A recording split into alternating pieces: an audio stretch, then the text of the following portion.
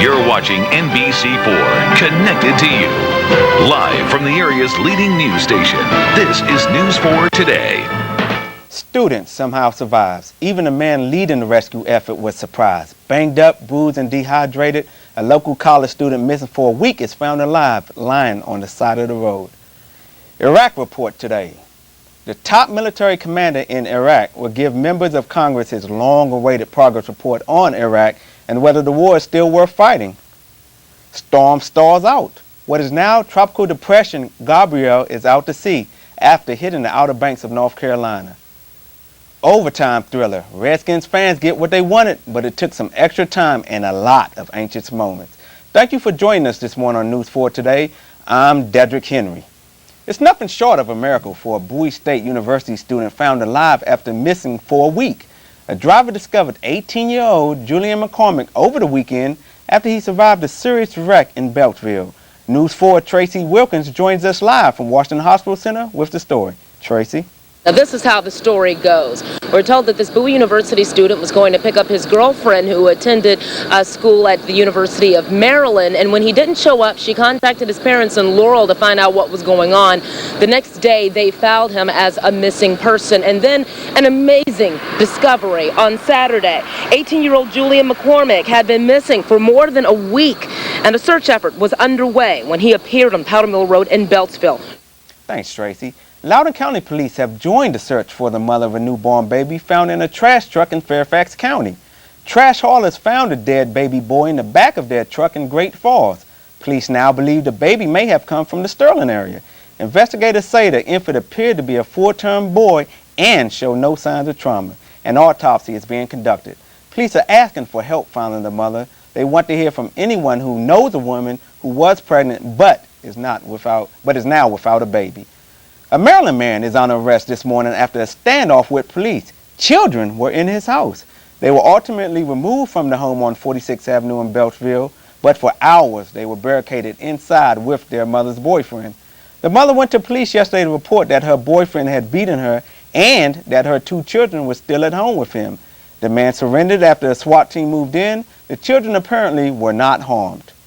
There's a lot of anticipation on Capitol Hill this morning for a progress report on Iraq. General David Petraeus is set to give Congress his assessment. Later today, it will be his insight into the situation on the ground and whether the troop surge is working.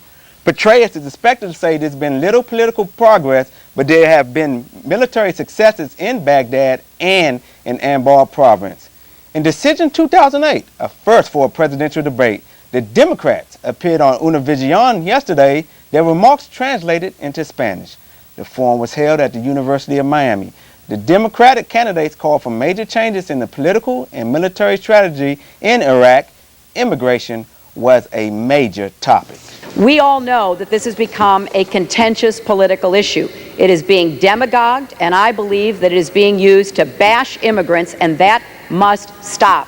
The Republican candidates need to understand that they are doing a great disservice to our country.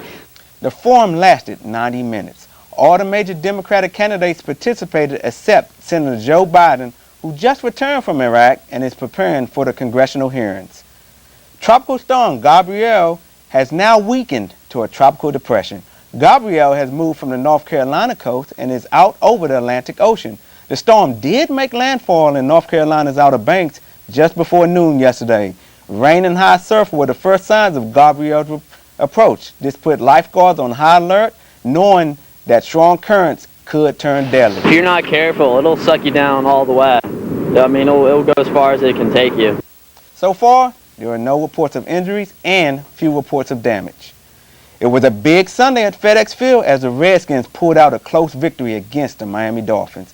It was a seesaw game with a rough start for quarterback Jason Campbell. His first throw was an interception, and he completed only 12 passes during the entire game. But Clinton Portis came through for the Skins in overtime, rushing 9 yards to set up Sean Shusham's game-winning field goal. The final was 16-13.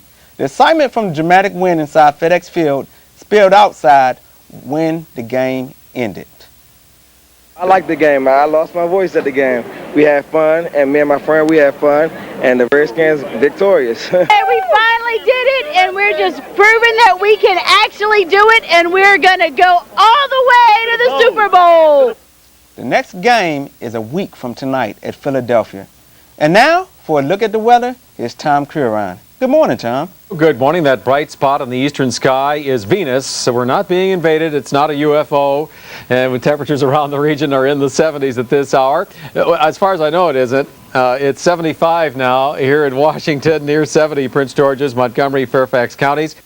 Thanks, Tom. And that's the 6 o'clock news. The Today Show is coming up at 7. I'm Dedrick Henry. Have a good morning.